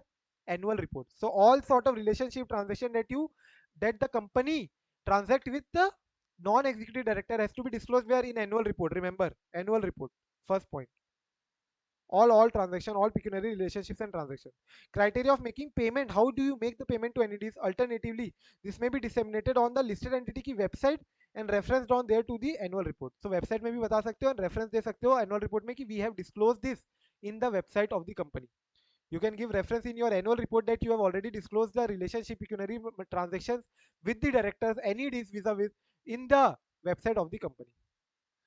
In addition to the disclosure required under Companies Act, the following disclosure of the remuneration shall be made in the section corporate governance of the annual report. So there is one section in the annual report, if you will open, there is one section corporate governance. So there you will also have to disclose all these points. Let's see what points. All elements of remuneration package individual director summarized under major groups like salary, how much benefit you will be getting, bonus, stock option, pension, etc. Everything. Then details of fixed component of salary and performance linked initiative, that is variable and fixed component both. Service contract, notice period, severance fee, if at all you leave the company, then how much will you have to give to the company?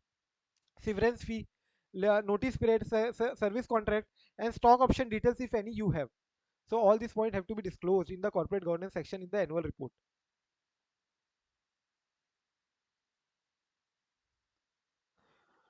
Now come approval of remuneration of directors. So approval of remuneration of directors. Remuneration I'm talking about. Remuneration of director will be fixed by the BOD and require approval of shareholders. So board of director will fix the remuneration of non-executive directors. Remuneration of non-executive directors will be generally dealing with what? Sitting fees, right? So they will be generally dealing with board of directors meeting. They'll be attending those board meetings and all those sort of fees and your sitting fees. So all these fees will have to be fixed by the BOD and have to be approved by shareholders. That means approved by shareholder. That means what? You will require what? You will require ordinary resolution. Now shareholder resolution can specify the limits up to which you can provide the fees, sitting fees or whatever amount that you want to give to the director. Shareholder can maximum give the limits for the maximum number of stock options that can be granted to the NEDs in any financial year. Ordinary resolution will not be required. Second condition जो है ना ये वाली, this second condition will not be required if payment is for sitting fees and that payment is within the limits prescribed. Limit, anyone aware about the limits? Schedule 5 में दिए limit for sitting fees to non-executive directors if made within the limits prescribed under Companies Act for payment of sitting fees without the prior approval of central government. Correct, Avija, it's the limit of 1 lakh. So if you are paying sitting fees within that limit, then fine, okay, you won't require ordinary resolution. Okay, it's approved within the Companies Act. It's also, you don't require a prior approval of the central government, then fine, it's done. No need of prior approval of shareholder. Clear? Note, independent director shall not be entitled to any stock option also. Obviously, we know independent director, if they will be entitled to stock options, then they will be carrying shares of the company and they won't be independent. Right? Once you get interested in the company, how will you be independent director? In case, very important now, this portion. In case annual remuneration payable to single non-executive director exceeds important, exceeds, it's not more than equal to, it exceeds 50% of the total remuneration payable to all non-executive directors. So out of total or NED remuneration, however you might have paid to total remuneration paid to all NEDs, if to single NED the remuneration is exceeding 50% of the total NED remuneration, then approval of shareholder by SR is required. Approval by shareholder. SR required. Special resolution. Remember, MCQ has come from this also. So total remuneration they may give you of executive director also. So you will have to take total remuneration of only NEDs. Remember, they can confuse you in any way. So word by word, everything has to be very, very clear to you all. Total remuneration of NEDs. Okay? You don't have to calculate ED ka remuneration also. This is not, that has been tested by ICAI, it just popped up in my mind what they can confuse you with. So if you want to write that, you all that these all minute things you can write there, you'll get the grip of the subject then. ठीक है, total remuneration payable to all NEDs only, no EDs remuneration to be included, and उसका 50% if you are paying more than 50% of total NED remuneration to any single NED, then you will require SR for paying such remuneration to that single NED. ठीक है.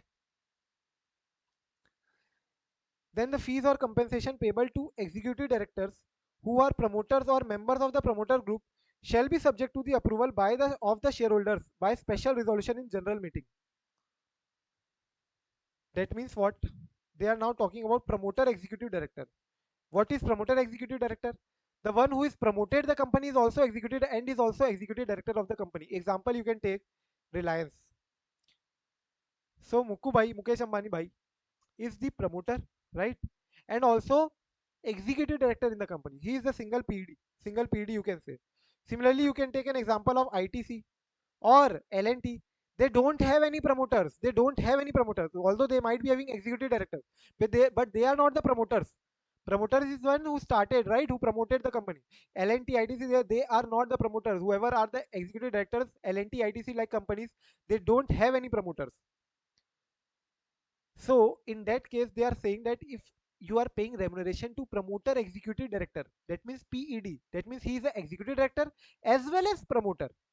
If you are paying compensation fees payable to executive director who are promoter, that means who you are paying to PED, promoter executive director, or members of the promoter group, then shall be subject to the approval of the shareholders by special resolution by general meeting in case you are in case of payable to one PED. अगर एक ही PD है company में, अगर एक ही PD है company में one PD and it exceeds rupees 5 crore or 2.5% of the net profit of the listed entity whichever is higher.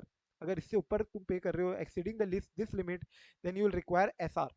And in case where there is more than one PD, in case where there is more than one PD, the aggregate annual remuneration to such all PDs exceeds 5% of the NP, exceeds 5% of the net profit of the listed entity, then again you will be held or you will be required what? Special resolution. I hope it is clear. Any doubt? This both points are very important about PED also and about remuneration to single entity. Both are really important.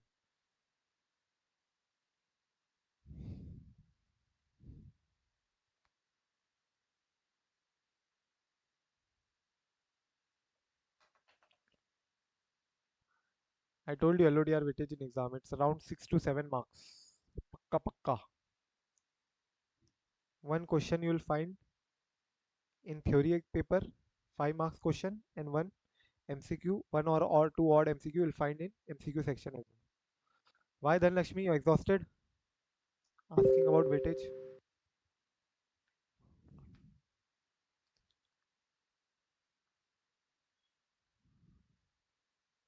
So it's easy only. You just have to be aware about all the limits and everything. Have to revise obviously. Have to give time.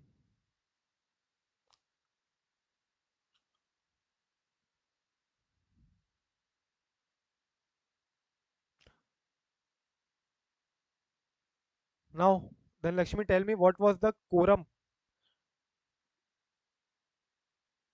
You don't have leave today. Do you remember then Lakshmi the quorum? Quorum of audit committee as per LODR? One third or two, whichever is higher. Subject to subject to subject to how many IDs? Independent director should be present. Huh? Yes, anyone? What was the quorum of audit committee?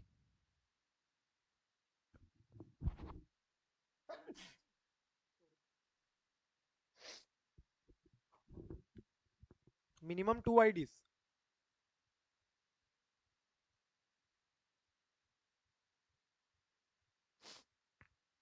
One third or two, whichever is there, subject to minimum two IDs. Right? Let's see uh, composition of this board of directors of top 2000 listed entities.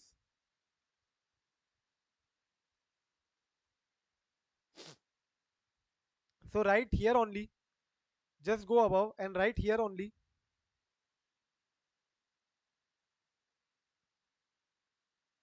Board of Directors quorum. Top 2000 listed entities में कितना है 1/3 और 3 whichever is higher subject to one ID. Subject to one ID. And there also you can write here what we are going to start with now.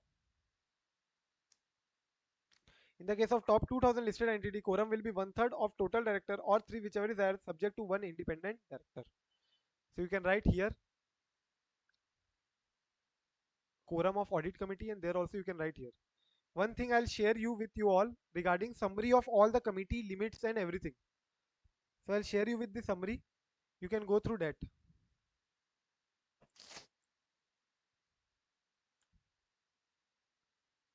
So see, board of director again meeting has to be done 4 times in a year with a maximum time gap of 120 days with 2 meetings between 2 meetings. Quorum, remember this has been asked in MCQ day in day out. Top 2000 listed entity quorum has to be 1/3 or 3 whichever is higher. At least one ID has to be there, subject to one independent director present. The participation of the director by video conferencing, will it be allowed? Will it be counted in the quorum? Yes or no? You might be aware about this. You must have gone through in the company audit, right? Yes, it is allowed. It is allowed by video conferencing. Also, you will be counted in the quorum. Now, committee limit. Now, we were being part of audit committee, right? We were being held as a NRC member, stakeholder relationship committee. So, all these committee, how many committees can you join? There has to be one limit, right? So, a director shall not be a member in more than 10 committees or act as a chairperson of more than 5 committees across all listed entities in which she is a director. So, you cannot be a member in more than 10 committees and you cannot be a chairperson in more than 5 committees. For the purpose of determining which committees are we talking about, we are talking about only audit committee and SRC, stakeholder relationship committee. We are talking about audit committee and stakeholder relationship committee. Remember, we're talking about audit committee and stakeholder relationship committee. So for the purpose of counting the number of limits, you'll count only audit committee and SRC. Do not count NRC. And the limit of committees on which a director may serve in all public limited companies, whether listed or not, shall be included, and all other companies, including these companies, are excluded. So you will not count if you are being committee member of these companies. If suppose you are a chairperson of an audit committee of a private limited company, then you will not count yourself in the 5 calculating the number of 5 limit. Similarly, if you are a member in a audit committee of foreign company or high value debt listed entities, example high value debt listed entity का example हो सकता है Adani. You know how much indebted it is, right? Section 8 company, these 4 companies are not covered. So if you are an audit committee if you are an audit committee or SRC member or chairperson in these 4 companies, then you will not be counting those companies for the purpose of counting your limit. Just try to remember that above they have specified that listed entity, they we want to calculate the committee number memberships in the case of listed entities. However, they below they specified that all public limited companies. So you also make note that all public limited companies, all companies will exclude these 4 companies. That means if you are a committee member in these 4 companies, then you will not take into account and rest any other company, even if it's not a listed company, it's a public limited company, then also include, because they mention all public limited companies whether listed or not shall be included and all other this companies shall be excluded. ठीक है? Any doubt? This is important. This is also MCQ wide important. Any doubt? Any doubt?